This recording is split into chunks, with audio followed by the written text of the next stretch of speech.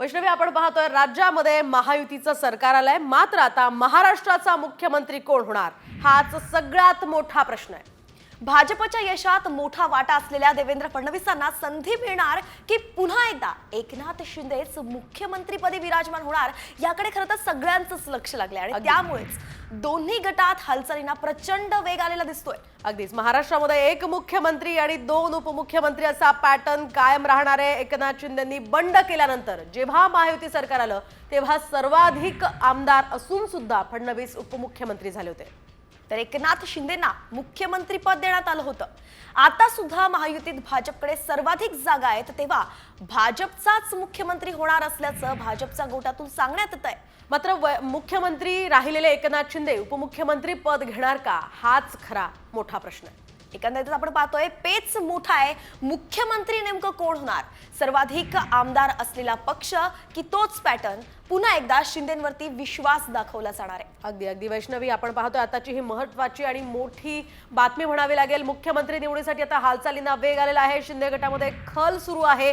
या सगळ्या पार्श्वभूमीवर तिघांमध्ये चढाओढ असल्याचंही समोर येत आहे। आणि एक महत्त्वाची गोष्ट म्हणजे जेव्हा प्रचार सुरू होता त्यावेळी तिघाही जणांनी सांगितलं होतं की हे तिघांपैकी कुणीही मुख्यमंत्री पदाच्या शर्यतीत नाहीये।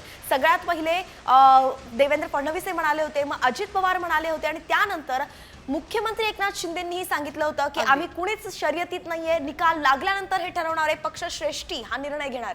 अगदी वैष्णवी, मात्र आता काल ज्यावेळी महायुतीचं सरकार आलं त्यावेळी मात्र तिघांच्याही सहकारी नेत्यांनी आता आमचाच मुख्यमंत्री असावा अशी मागणी केलेली आहे। आपण पाहिलं अजित पवार हेच मुख्यमंत्री असावेत अशी बारामतीकरांची इच्छा आहे, त्यामुळे सुनेत्रा पवार यांनी सुद्धा तेच मुख्यमंत्री व्हावे असं म्हटलंय। तिकडे नरेश म्हस्केंनी एकनाथ शिंदे मुख्यमंत्री हवेत असं म्हटलंय, तर मुख्यमंत्री पदासाठी फडणवीसच योग्य असल्याचं भाजपच्या नेत्यांचंही म्हणणं आहे।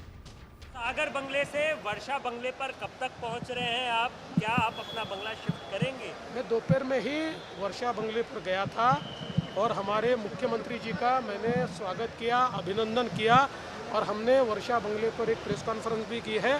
सागर और वर्षा का नाता है, आप चिंता मत करें। घुमा घुमा के कितना भी पूछोगे तो भी मैं मंजा हुआ खिलाड़ी हूँ, मैं कोई पहली बार बैटिंग करने आया नहीं हूँ। इसलिए तीनों पार्टी के नेता मिलकर तय करेंगे और जिसको वो मुख्यमंत्री बनाएंगे उसको हम वर्षा में बिठाएंगे। काउंटिंग चलो अभी होने के बाद हमारी तीनों पार्टियां बैठेगी।